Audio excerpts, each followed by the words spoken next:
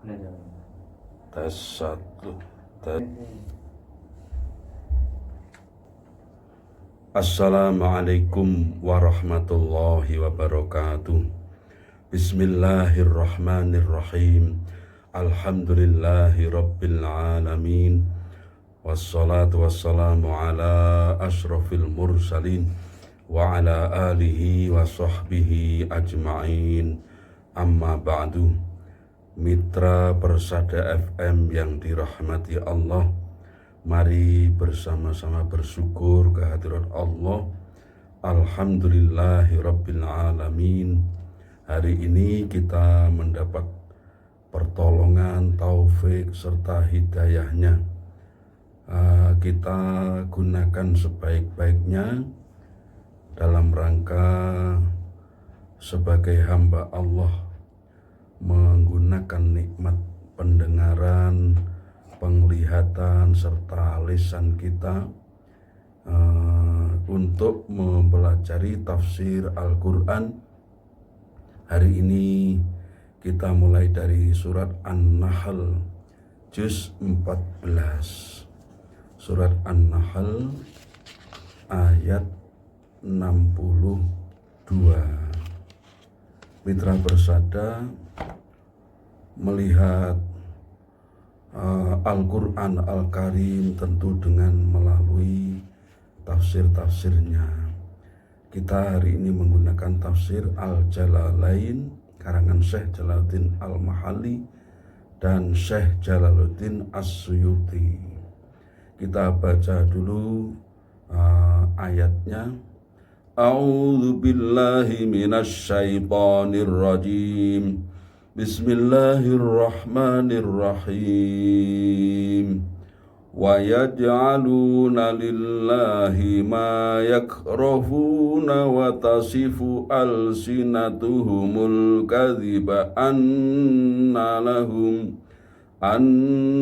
lahumul husna la jarama anna lahumun nara wa annahum mufratun.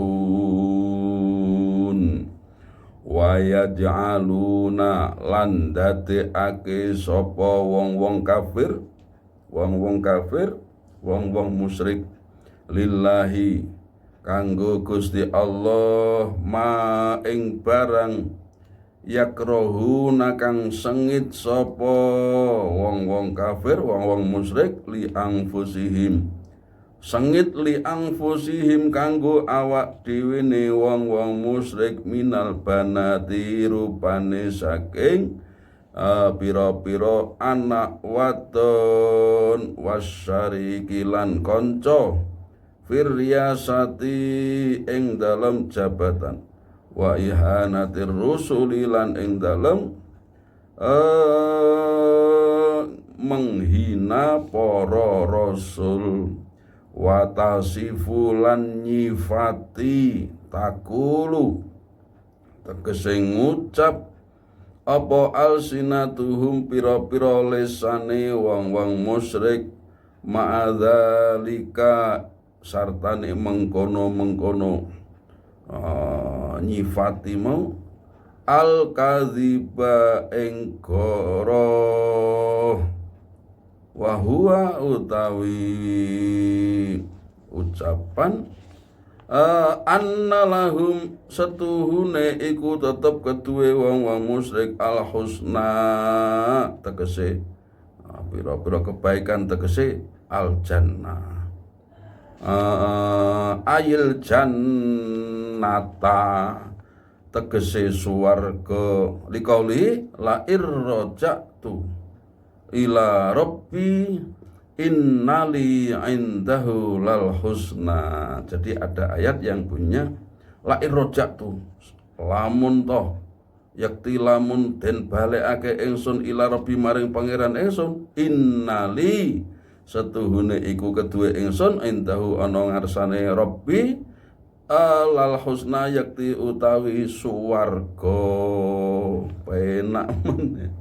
Jadi mereka menganggap seandainya kami sudah meninggal kemudian dikembalikan ke Tuhan kami, maka bagian kami di sisinya adalah surga. Bagian kami adalah surga. Qala dawuh sapa Gusti Allah taala halimah luhur sapa Allah, tegese nolak ucapan mereka begitu itu, menolak keyakinan mereka seperti itu. La jaroma ai haqqon, ora kaya ngono kuwi, sak nyatane annalahum setuhune iku kedue wong-wong musyrik annara utawi neraka, wa annahum lan setuhune utawi wong-wong musyrik iku mufratuna ay matrukuna fiha, den tinggal sapa wong musyrik fiha ing dalam neraka, au muqaddamuna utawa den joaken dicemplung nih sapa wong musyrik ilaiha maring nar, maring neraka. Jadi keyakinan-keyakinan yang keliru dibatalkan oleh Allah, ya, bahwa nanti akan masuk surga, padahal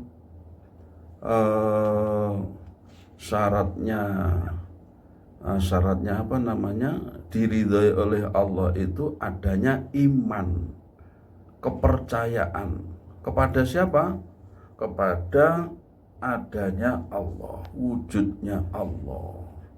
Kalau selain itu ya tidak diterima.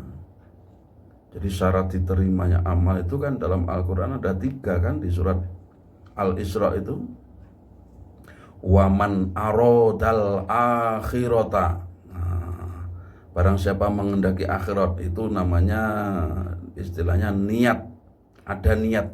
Jadi amal itu harus ada niat.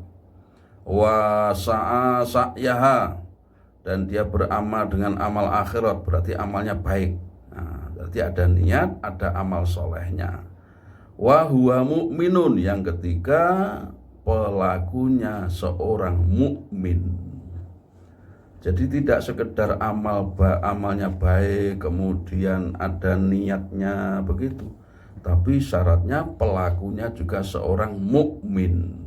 Orang beriman itu, orang mukmin itu orang yang percaya bahwa Allah itu ada. Ya, tentunya dilengkapi dengan rukun iman itu, ya, ada 6 kan. Percaya kepada Allah, percaya kepada malaikatnya, percaya kepada para rasulnya. Kalau dalam Al-Quran ada 25, kalau para nabi kan lebih banyak lagi. Percaya kepada hari akhir, hari kiamat, itu pasti ada. Hari kiamat itu akan muncul, akan terjadi. Percaya kepada, percaya setelah Rasul tadi, percaya kepada adanya kitab suci. Yang kita percaya ada kitab Zabur, Taurat, Injil, dan Al-Quran. Kemudian percaya kepada hari akhir, bahwa hari kiamat itu pasti terjadi. Yang terakhir percaya akan qadha dan qadarnya Allah. Wabil qadri khairihi wa syarrihi minallah. Jadi takdir buruk, takdir baik itu semata-mata berasal dari Allah. Nah, beriman seperti itulah namanya orang mukmin.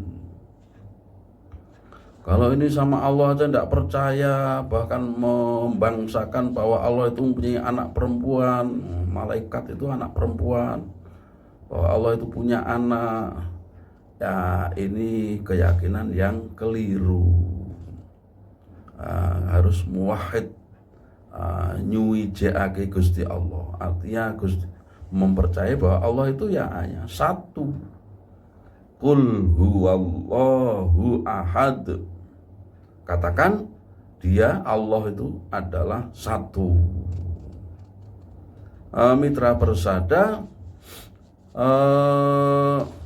di ayat ini apa yang mereka bangsakan, mereka sendiri sebenarnya tidak menyukai adanya apa, anak perempuan. Mereka orang-orang musyrik Makkah itu dulu tidak menyukai terhadap anak perempuan, Tapi dari sisi yang lain mereka membangsakan kepada Allah bahwa Allah itu punya anak perempuan. Nah ini betul-betul kalau manusiawinya itu menyakitkan betul. Ora kok terus dituduh ya. Nah ini watasifu alsinatuhumul kadziba. Lesan-lesan mereka itu mengucapkan, mensifati bahwa bagian mereka itu di surga nanti. Dibantah oleh Allah, la jarama annalahumun naro. Nyata tidak begitu. Yang benar adalah bagian mereka adalah neraka, wa annahum mufratun, dan mereka kelak akan ditinggalkan di neraka itu. Ya, kalau orang meninggal dalam keadaan tidak menyembah Allah, itu di nerakanya abadi selama-lamanya. Kita ingat ada malaikat Zabaniyah ya, yang dipimpin oleh malaikat Malik. Malaikat Zabaniyah itu kalau dalam hadis itu berjalan dari pundak yang sebelah kanan ke sebelah kiri ini perjalanan setahun itu tidak selesai, belum sampai ke pundak sebelah kiri. Padahal kalau kita jalan biasa itu jalan kaki itu dari sini ke Surabaya itu nggak sampai setahun ya, nggak sampai setahun sudah sampai Surabaya. Ini dari pundak kiri ke kanan ini, pundaknya malaikat Zabaniyah ini, setahun itu belum selesai sampai berakhir, sampai finishnya itu, sampai pundak kirinya. Dan mereka mempunyai sifat ghiladun syidadun, keras dan kasar, atau kasar dan keras. Jadi tidak ada di dalam malaikat Zabaniyah itu rasa belas kasihan, itu tidak ada.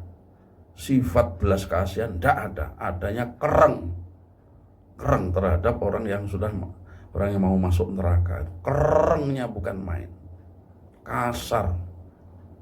Dan di neraka itu orang yang mendapat siksa itu tsumma yamutu fiha wala yahya. Mereka tidak mati, berarti masih hidup, dan juga tidak hidup. Jadi artinya mereka merasakan siksaan itu. Kalau orang mati kan sudah tidak merasakan. Kalau orang sudah ya di dunia kemudian dia mati gitu ya, kemudian diinjak oleh ban mobil, ditabrak, dipeceli, dimutilasi, ya tidak terasa dia karena sudah mati kan. Tapi ini di neraka ini dia tidak mati. Kullama nadijat juluduhum baddalnahum juludan ghairaha gitu. Di surat An-Nisa itu juz 5 itu. Setiap kali dagingnya melepuh, terbakar, kami kembalikan daging itu ke sempurna seperti semula. Liyadzuqul adzab, agar mereka merasakan siksaan itu. Lah orang-orang yang tidak beriman itu, masuk orang musyrik yang katanya nanti akan dapat surga, ini tidak seperti itu yang mereka dapatkan. Khalidina fiha, mereka abadi di neraka ini. Dan Allah itu ya belas kasihannya masih banyak ketika manusia masih hidup ya. Diberi kesempatan bertaubat sampai ketika nyawa mau diambil. Jadi sampai akhir umur itu masih diberi kesempatan bertaubat dari kemusyrikan, dari kekafiran, dari dosa-dosa. Kalau dia mau taubat ya, kapok encit, maka diterimalah taubatnya. Misalnya kemudian dia kembali, kemudian dia beriman pada Allah begitu, ya itu dosanya sudah dihilangkan oleh Allah, dihapus semuanya. Tinggal keimanannya ini, kalau sampai meninggal dunia maka dia mati dalam keadaan beriman. Nah ini kesempatan kita yang belum beriman pada Allah, nah ini diberi kesempatan agar beriman kepadanya.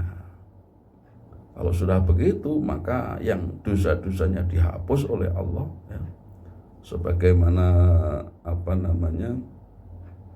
melaksanakan sholat, berwudu, salaman dengan saudara, dengan tetangga, yang laki ya dengan laki loh ya. Kemudian berpuasa Ramadan, itu menghapus dosa-dosa. Bahkan di bulan Ramadan itu seseorang dilipat gandakan kebaikannya ya. Jadi Allah memberi kesempatan. Kita ini selalu diberi kesempatan, diberi waktu untuk senantiasa kembali kepada yang baik. Kalau kita berbuat salah, kita minta ampun pada Allah. Makanya sekali lagi sehabis sholat fardu itu hendaknya kita gunakan untuk minta ampun kepada Allah. Siapa membaca subhanallah 1 kali dibuatkan pohon kurma di surga. Siapa yang baca ayat kursi maka dia akan masuk surga. Hanya saja harus melewati kematian, melewati alam kubur. Tapi kesempatan untuk bertaubat, memperbaiki diri ini lamanya bukan main, waktunya panjang sekali. Nah ini kita bertaubat dalam rangka beriman kepada Allah. Kemudian pada ayat 63 ya, Tallahi laqad arsalna ila umamin min qablik. Tallahi, demi Allah. Ini Allah berfirman, demi Allah, laqad arsalna, yakti teman-teman wis ngutus sapa ingsun ila umamin maring pira-pira umat min qablika saking sadurunge sira Muhammad rusulan ing pira-pira utusan. Fazayyana mongko maes-maesi lahum kedue pira-pira umat sapa asyaitanu setan a'malahum ing pira-pira ngamale pira-pira umat mau asyaita ing kang Allah fahuwa mongko utai Gusti Allah iku waliyuhum pelindunge pira-pira umat mutawalli umurihim zat kang nglindungi pira-pira urusane umat al yauma ing dalam dina iki ai fid dunya tegese ing dalam donya walahum lan iku tetep keduwe pira-pira umat azabun siksa alimun kang larakake.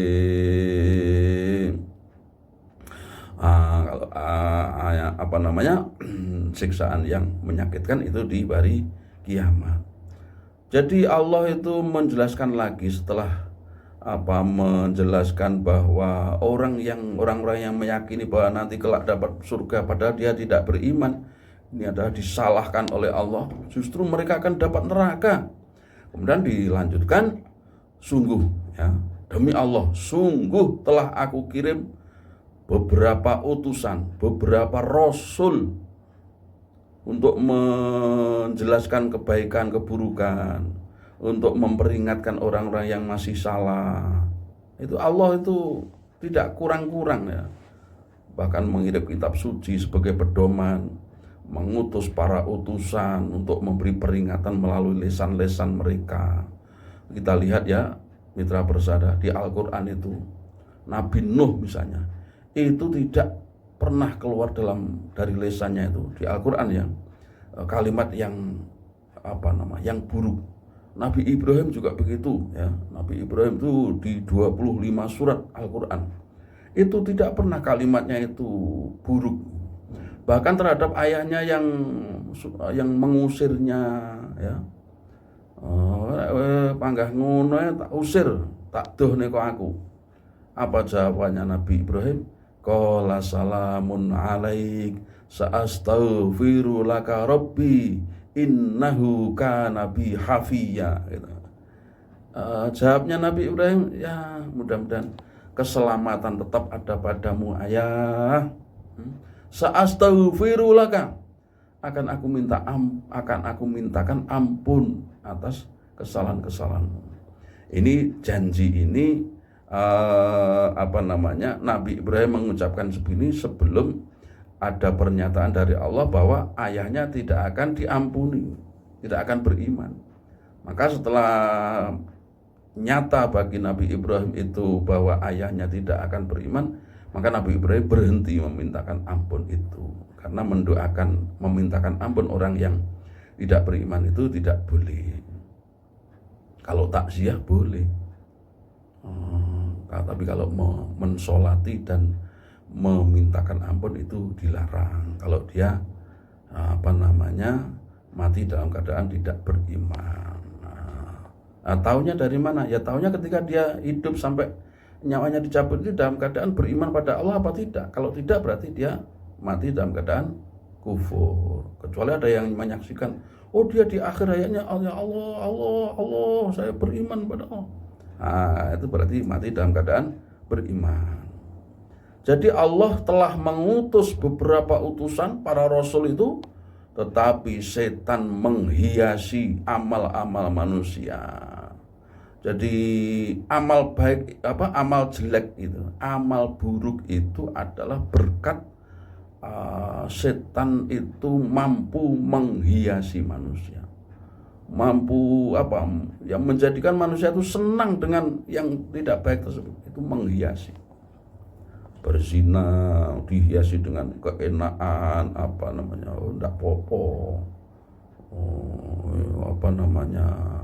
nanti kan minta ampun lah. Mencuri juga begitu, dihiasi bahwa nanti sudah dapat uang, dapat apa yang dicurinya, senang, tidak pernah susah sama sekali. Itu berkat perhiasan dari setan, sehingga manusia lalai. Orang berzina, setelah berzina menyesal, aduh konangan, aduh begini, akibatnya sanksi sosial bukan main, baru menyesal. Itu setelah setan berhasil menggoda manusia. Ya, makanya kalau kita menghadapi orang-orang yang cantik itu ya hati-hatilah, hati-hati betul. Imannya harus kuat, imronnya juga harus kuat. Menghadapi orang cantik, dia apalagi dia pokoknya menggoda betul. Ini kita harus hati-hati karena setan sedang bekerja di situ. Bahkan setan memberi bayangan, waduh, dah nih. Lihat fotonya aja sudah, waduh. Maka mitra persada, prinsip kehati-hatian ini yang harus kita pelihara, harus kita bawa, yang namanya waspada. Banyak kasus-kasus yang menjerat, apalagi para pegawai ini menjerat, berhati-hati betul. Ya dengan adanya mengikuti tausiah, pesan-pesan agama dari siapapun ya, atau nasihat-nasihat yang baik dari orang yang dia tidak pernah tausiah ya, tapi dia memberi nasihat melalui kalimat-kalimat di pesan-pesan. Itu juga perlu kita perhatikan, karena nasihat itu datangnya bisa jadi dari semua golongan, dari semua jenis manusia. Kan ada jenis manusia itu yang menjadi dai, mubalek, kiai. Ada juga yang tidak dari itu, orang biasa. Tapi nasihatnya baik. Hati-hati.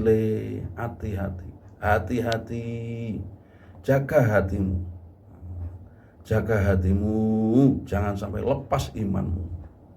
Karena Kanjeng Nabi pernah bersabda, la yasrikus sariku wa huwa mu'minun wa la yazni zari wa huwa mu'minun. Itu kan, seorang pencuri itu tidak mencuri kecuali imannya sedang copot. Seorang yang berzina itu tidak berzina kecuali imannya sedang copot, walaupun nanti kembali lagi. Tapi ketika melaksanakan imannya copot, ini bahaya kan.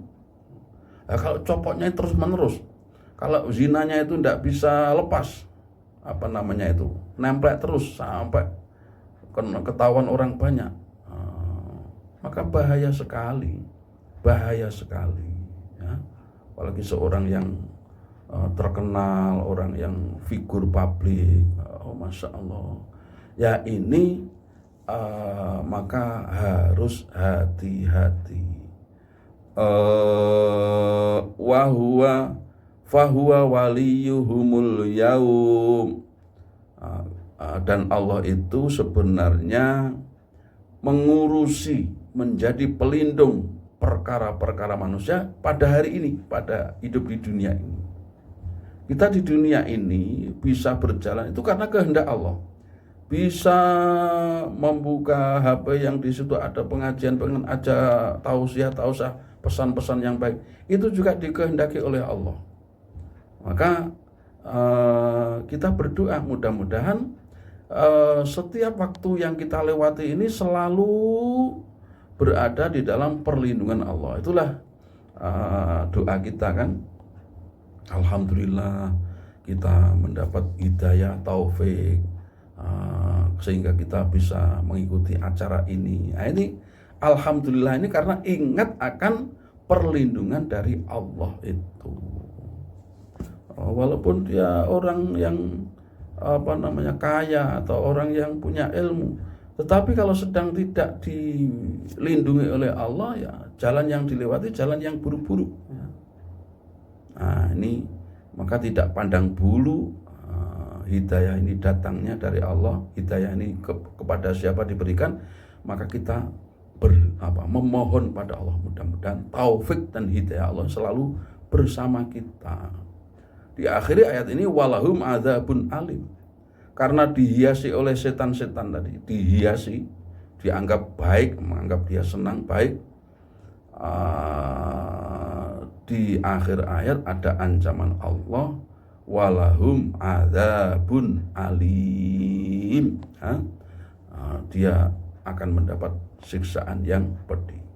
Wa ma anzalna lan ora nurunake sapa ingsun alaika ing ngatasi sira Muhammad, ya Muhammad wa Muhammad, alkitab ing kitab tegese Al-Qur'anu, tegese Al-Qur'ana, Quran illa lidubayina, kejaba supaya sira mertelake, supaya sira jelasake, nerangake lahum kedue kaummu alladzi kang ikhtalafu kang pasulayan sapa wong akeh fihi ing dalem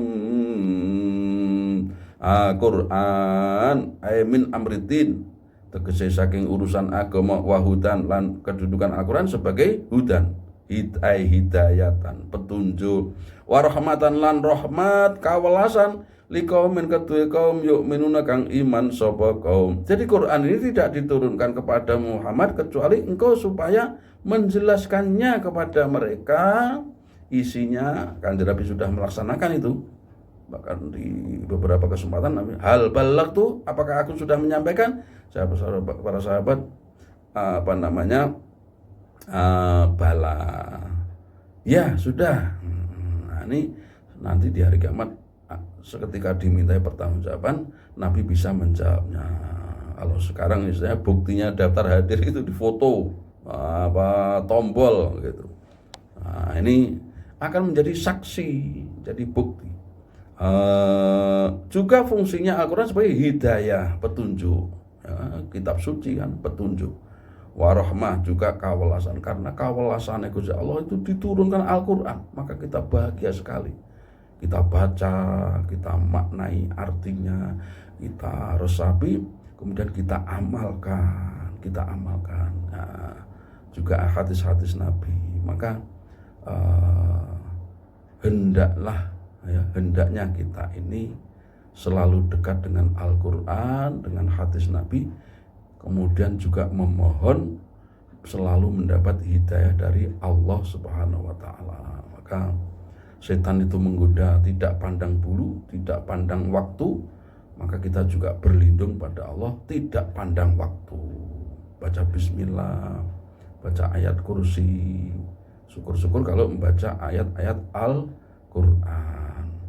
Mitra Persada, mudah-mudahan Allah selalu membersamai kita, melindungi kita, dan menjauhkan kita dari keburukan. Amin ya rabbal alamin.